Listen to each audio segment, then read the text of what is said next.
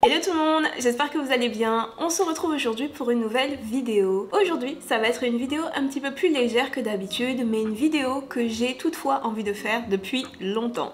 Aujourd'hui, nous allons parler de tropes en fantasy et plus spécifiquement des tropes que j'aime le plus lire et écrire. Pour les personnes qui seraient nouvelles sur la chaîne, allô, je vous salue, mon nom est Mélodie et je suis l'autrice d'une série de fantasy qui s'appelle La Semeuse de Vent. Sur cette chaîne YouTube, j'aime parler d'écriture, de lecture, de mon quotidien d'autrice. Donc si ce sont des choses qui pourraient vous intéresser, n'hésitez pas à vous abonner à la chaîne et à cliquer sur la petite cloche pour être averti à chaque fois que je poste quelque chose. Le mot trope est utilisé depuis longtemps dans l'édition anglo-saxonne pour désigner des schémas narratifs récurrents basés sur des archétypes. Par exemple, deux personnages qui se détestent mais qui finissent par tomber amoureux l'un de l'autre, c'est un trope qui est appelé enemies to lovers. Il faut savoir que la culture populaire et les genres littéraires en eux-mêmes tournent autour de tropes et d'archétypes. Par exemple, la figure du détective dans les romans policiers, le mentor dans les romans de fantasy, le triangle amoureux dans les romances. La plupart des tropes ne sont donc pas mauvais en eux-mêmes. Oui, il existe des tropes qui sont racistes, homophobes et compagnie, mais la plupart des tropes ne sont ni bons ni mauvais en eux-mêmes. C'est la manière dont ils sont utilisés et mis en scène par des auteurs qui importent vraiment. Il y a toujours eu des tropes en littérature puisque, comme je vous l'ai dit, les genres littéraires eux-mêmes sont construits autour de tropes et d'archétypes, mais je pense qu'on n'a jamais autant parlé de tropes et je pense que les tropes n'ont jamais été autant mis en avant. Il y aurait sans doute toute une conversation à avoir sur le sujet. Est-ce que c'est une bonne ou une mauvaise chose que les tropes soient maintenant aussi discutées? Est-ce que ça a un impact positif ou négatif sur les lecteurs et les auteurs, etc. Enfin, tout cela étant dit, j'insiste encore à nouveau sur le fait que la plupart des tropes en eux-mêmes ne sont ni bons ni mauvais. En réalité, les tropes permettent de créer un horizon d'attente pour les lecteurs et permettent également de structurer et de donner forme au genre littéraire. Quand on lit une romance par exemple, on sait qu'on peut s'attendre à la présence de certains tropes. De même quand on lit de la fantasy ou quand on lit de la science-fiction. Et c'est parce que les tropes servent à structurer et à donner un cadre au genre littéraire. Bon, j'en ai fini avec la portion définition de cette vidéo. On peut maintenant passer à la partie Fun and Games et commencer à classer mes tropes préférées en fantasy. Pour cela, je vais utiliser ce tableau que beaucoup d'entre vous connaissez sans doute déjà. Comme vous pouvez le voir, j'ai déjà rempli les différentes catégories après de longues heures de réflexion, bien sûr. Tout en haut, il y a la partie mes préférés. Donc ici, je vais ranger, je vais classer tous les tropes que j'aime le plus lire et le plus écrire. C'est vraiment les tropes ultimes, les tropes les plus chères à mon cœur que je vais mettre dans cette catégorie-là. Juste en dessous, on a la catégorie amusant, super terrain de jeu. Donc ça, c'est des tropes que je trouve plutôt fun. C'est les tropes que j'aime voir détourner. J'aime quand les auteurs jouent avec, j'aime personnellement jouer avec. Orange clair, c'est la catégorie ça passe la plupart du temps. Je suis plutôt neutre par rapport à ces tropes-là. Leur présence ne me dérange pas trop dans les romans. Il se pourrait que je les utilise, mais je vais pas forcément les détourner. Je vais pas forcément mettre l'accent dessus, je vais juste les mettre là et puis passer à autre chose. En orange foncé maintenant, on a je peux supporter en grinçant des dents. Donc là, on commence à rentrer dans les tropes que j'aime un peu moins. Ça va être des tropes que je peux lire, même si ça me dérange quand même un petit peu, ça me fait quand même un petit peu grincer des dents. Et c'est aussi des tropes que vous n'allez sans doute jamais me voir utiliser dans mes propres histoires. Il se pourrait si j'ai une très bonne idée, mais il y a peu de chance. Et enfin, en dernier, la catégorie non. Un non catégorique. Les tropes que je ne peux pas supporter vraiment en toute subjectivité, bien évidemment. Ce classement est très subjectif. Je vais trier ces tropes vraiment en fonction de mes goûts. Il est possible que des tropes que j'adore, vous les détestiez et vice versa. Et c'est tout à fait correct. C'est juste une question de goût. Ok, maintenant qu'on a nos catégories, juste en dessous, vous pouvez voir que j'ai listé les tropes. Il y en a seulement 20 parce que sinon cette vidéo aurait été beaucoup trop longue. Il faut savoir que la fantasy est un genre qui possède énormément de tropes et si j'avais eu à tous les citer, franchement, on y serait encore demain, voire après-demain, vraiment. Et il y a tellement de tropes en fantasy. Donc, j'ai décidé que j'allais juste en faire 20. J'ai aussi décidé que j'allais me focaliser sur la high fantasy ou la fantasy classique, comme j'aime l'appeler. Parce que la cozy fantasy, la romantasy, la dark fantasy, l'urban fantasy, tout ça, c'est des sous-genres de la fantasy. Et ces sous-catégories ont des tropes qui leur sont propres. Donc, pour faire simple, 20 tropes tirés de la fantasy classique. Et nous allons commencer avec sans doute l'un des tropes les plus connus de la fantasy, j'ai nommé The Chosen One. En français, celui ou celle qui a été choisi. Ce trope, c'est vraiment un classique du genre de la fantasy, je dirais même un classique de la SFF de manière générale. C'est le héros ou l'héroïne spéciale qui a été choisi par une prophétie ou qui porte un lourd destin. De nombreux héros de fantasy et de science-fiction sont des Chosen One, par exemple Harry dans Harry Potter ou Paul dans Dune. C'est vraiment un classique du genre et c'est aussi un trope plutôt controversé parce que beaucoup de personnes détestent ce trope justement parce qu'il est très courant. Perso, j'aime en fait beaucoup ce trope. Je peux comprendre qu'on ne puisse pas l'aimer parce que c'est un trope très courant et aussi parce que c'est un trope qui porte un peu des valeurs individualistes. Lorsqu'il est question du Chosen One, il est question d'un personnage spécial, différent de tous les autres, qui va à lui tout seul sauver le monde. Donc je peux comprendre que beaucoup de personnes n'aiment pas ce trope à cause de ça, mais je suis personnellement très attachée à la fantaisie que ce trope crée. Et je pense aussi que bien qu'il soit très populaire, il peut encore être exploré et développé de manière très intéressante. J'aime les histoires qui se concentrent sur le poids en fait que ce trope fait peser sur les épaules du héros. Lorsqu'on a été choisi, lorsqu'on porte un si lourd destin, quelles conséquences psychologique sur le héros. J'aime quand les histoires explorent en fait le complexe du héros que cela crée, la culpabilité, le sentiment de responsabilité, l'isolement que cela entraîne, quand tout le monde compte sur nous ou quand on n'a pas vraiment le choix parce que sinon ce serait la fin du monde. Du coup, comme j'aime beaucoup The Chosen One, je vais le mettre dans amusant, super terrain de jeu. Je le mettrai pas dans mes préférés parce qu'il y a des tropes que j'aime beaucoup plus que celui-là, mais c'est quand même un trope auquel je suis attachée. On passe au deuxième qui est Black and White Morality. Donc je pense qu'en français ce serait une moralité manichéenne, donc des héros bons juste parce qu'ils sont bons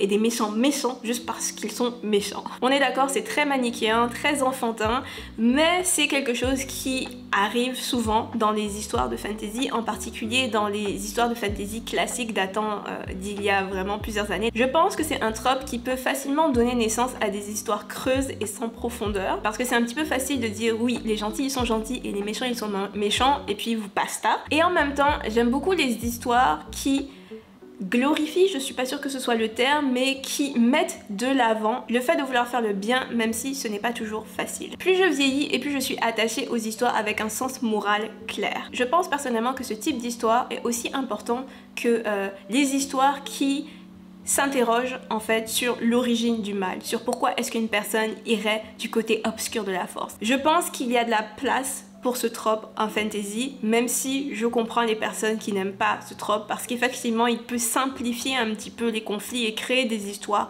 sans profondeur. Donc personnellement je vais mettre ce trope dans ça passe la plupart du temps. Le trope suivant c'est The Evil Overlord, donc le grand méchant en français. Je pense que ce trope va un peu de pair avec Black and White Morality. C'est le grand méchant de l'histoire. On n'a pas besoin de savoir comment il est devenu méchant, pourquoi il est méchant. Il n'a pas besoin d'avoir des raisons en fait de faire ce qu'il fait. Il le fait juste parce que. Et le plus souvent, le grand méchant veut détruire le monde ou dominer le monde. Comme pour la moralité manichéenne, je pense qu'il y a de la place en fantasy pour cet archétype, mais j'aime moins en fait ce trope que la moralité manichéenne. C'est beaucoup plus difficile de jouer avec le trope du grand méchant. Donc je vais le mettre dans je peux supporter en grinçant des dents, parce que dans les romans pour enfants, bon bah ça passe, c'est juste que je supporte en grinçant des dents, vraiment. Ensuite on a The Secret Heir, ou l'héritier caché. Alors ça c'est un trope qui rejoint un petit peu le trope du Chosen One, où dans un roman de fantasy on a un personnage qui a des origines nobles secrètes, ou alors qui descend d'un peuple magique mais en fait il n'en sait rien. Là sur le coup je pense à Raybearer de Jordan Ifueko parce qu'on retrouve donc ce trope dans cette série. Étrangement j'aime beaucoup The Chosen One mais j'ai un peu plus de mal avec The Secret Heir. Même quand j'étais enfant j'étais pas la plus grande fan de ce trope. Je vais le mettre dans je peux en grinçant des dents. Nous avons ensuite The Lucky Novice. Donc là on est dans tous les tropes concernant les protagonistes et les héros. The Lucky Novice, c'est le personnage qui arrive à faire des choses, on ne sait pas comment, on ne sait pas pourquoi. Donc ce personnage là n'a jamais fait de magie de sa vie, mais subitement il devient meilleur que les meilleurs, sans entraînement, sans explication valable ou logique, il est juste meilleur que tout le monde. C'est un trope que j'aime beaucoup. Je dois l'admettre, j'aime beaucoup ce trope. J'aime la fantaisie que ce trope illustré. Qui n'a pas rêvé de se réveiller un jour super bon dans un domaine, qui plus est la magie? On a tous rêvé d'être un jour un lucky novice. Donc ce trope dans mes préférés. Je sais que c'est aussi un trope très controversé, mais je ne sais pas. J'y suis attachée, j'aime beaucoup. On passe ensuite à un archétype classique, traditionnel, la figure du mentor. C'est presque un trope fondamental du genre de la fantasy. C'est aussi un trope qu'on retrouve en science-fiction, en fantastique. Je dirais que c'est un trope classique de la SFF, des littératures de l'imaginaire en général. Le mentor, ça va souvent être un personnage âgé qui vient former, donner des conseils aux héros. Dans le schéma narratif traditionnel du héros, le mentor doit mourir pendant l'histoire pour permettre au héros d'apprendre une leçon très importante. Il existe tellement de manières différentes de détourner la figure du mentor. J'aime tout particulièrement lorsque le mentor a une relation compliquée avec le héros. On voit ça dans l'Assassin Royal, Fitz qui a une relation très particulière avec Shade. On voit aussi ça dans Hunger Games avec Katniss qui a une relation assez compliquée avec Haymitch. Disons que c'est un trope qui peut être utilisé encore et encore et je vais jamais m'en lasser, je pense, parce qu'il y a tellement de manières différentes d'écrire un mentor. Donc je vais mettre ce trope dans amusant, super terrain de jeu. Le trope suivant, c'est The Waiting Evil. En français, c'est le mal qui attend. Donc ça va être l'antagoniste qui dort depuis plusieurs siècles et qui est sur le point de se réveiller. Ça, c'est un trope aussi très courant en fantasy, en fantastique, en science-fiction. Ça passe la plupart du temps. Vraiment, je suis neutre. On a ensuite Here Comes the Cavalry. L'image que j'ai choisie pour ce trope est la parfaite représentation du trope, honnêtement. Dans le dernier acte du roman, dans la dernière partie du film ou de la série, alors que les personnages sont dans une situation vraiment difficile, soudain, la cavalerie vient les sauver. À la fin de Avengers Endgame, lorsque Captain America entend quelqu'un qui lui dit "On your left", et puis subitement il y a tous les super-héros qui arrivent pour les aider, c'est la représentation parfaite de ce trope. J'aime beaucoup ce trope personnellement, j'aime la fantasy à nouveau qu'il crée, j'aime l'effet que ce trope peut produire. C'est un trope qui peut être compliqué à mettre en place parce qu'il faut qu'il y ait une certaine logique en fait. La cavalerie ne peut pas arriver sans avoir été au préalable suggérée, donc il faut qu'on ait mis des indices pour préparer les lecteurs en fait à l'arrivée d'une cavalerie. Donc c'est un trope qui n'est pas facile et c'est un trope qui a toujours un effet satisfaisant. En tout cas, moi, quand je lis ce trope dans les romans, quand je le vois dans les films, je suis toujours très contente. Donc, je vais mettre ce trope dans mes préférés. J'aime vraiment beaucoup ce trope. Je ne pense pas l'avoir encore utilisé dans une histoire, mais qui sait? Ensuite, nous avons la quête, un trope classique de la fantasy. J'ai entendu certaines personnes dire que ça les lassait beaucoup juste parce que beaucoup de quêtes suivent le schéma narratif du héros. Et donc, on peut parfois anticiper certains événements dans les histoires qui suivent un peu trop ce schéma. Mais à nouveau, je ne me lasse pas. Je pense que c'est un trope plutôt neutre qu'on peut utiliser de manière intéressante si les autres éléments de l'histoire sont intéressants. Donc, c'est un terrain de jeu qui est plutôt sympa. Nous avons après l'univers pseudo-médiéval. Beaucoup d'œuvres de fantasy se basent dans des univers d'inspiration médiévale européenne. Vous allez être surpris probablement d'entendre ça venant de moi, mais ce n'est pas un trope qui me dérange tant que ça. En tant que fan de fantasy qui a lu beaucoup d'œuvres de fantasy, qui regarde beaucoup donc d'œuvres de fantasy, je suis habituée à la présence de ce trope puisque comme je vous l'ai dit, il est très courant et ce n'est pas quelque chose qui me dérange tant que ça. Après, les univers qui s'éloignent un petit peu de ce trope et qui offrent quelque chose de différent sont intéressants justement parce qu'ils sont différents et parce qu'ils apportent de la diversité au genre. Ça passe la plupart du temps, vraiment. Beaucoup de mes histoires préférées en fantasy se déroulent dans des univers d'inspiration médiévale et ce trope n'enlève rien à la qualité de ces histoires. Nous avons ensuite Technical Stagnation. Dans beaucoup d'univers de fantasy, il y a une forme de stagnation technologique. L'univers n'évolue pas vraiment à un niveau technique. Je trouve que c'est un trope hyper intéressant parce que je n'avais pas remarqué ça avant de commencer à travailler sur la semeuse de vent. Il y a beaucoup d'événements qui se sont passés 300 ans avant le début de l'histoire, donc 3 siècles avant le début de l'histoire quand même. Donc lorsque j'ai créé cet univers, lorsque j'ai imaginé cette histoire, à un moment donné, il a fallu que je me pose des questions sur le développement technique. Ce n'est pas un trope gênant en soi. Je ne l'avais jamais remarqué avant d'écrire ma propre histoire et de devoir gérer plusieurs années d'histoire. C'est un super terrain de jeu, mais honnêtement, si ce trope n'est pas mis en avant, ensuite, on a l'artefact magique. Dans beaucoup d'histoires de fantasy, il y a 7 objets magiques que les personnages essayent d'atteindre ou que les personnages possèdent. Un objet en fait qui est vraiment très important pour l'intrigue. Dans la semeuse de vent, il y a la boussole méridionale. Est-ce que c'est un objet magique? Je vais mettre ça dans sa passe la plupart du temps, étrangement parce que la boussole méridionale est très importante dans la semeuse de vent. Ce qui tourne autour du trope est plus intéressant que le trope lui-même. On a après Magical Races.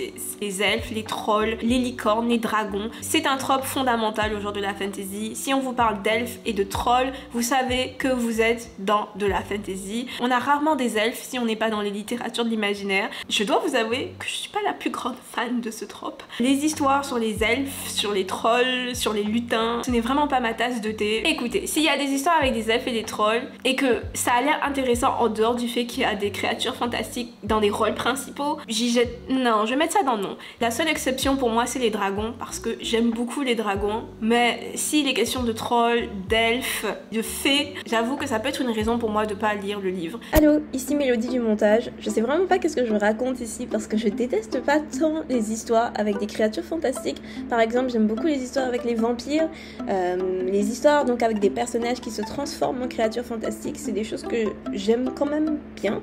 Mais je ne change pas mon classement, je vais toujours mettre créatures fantastiques tout en bas parce que ça reste l'un des tropes en fantasy que j'aime le moins. Je ne sais pas pourquoi.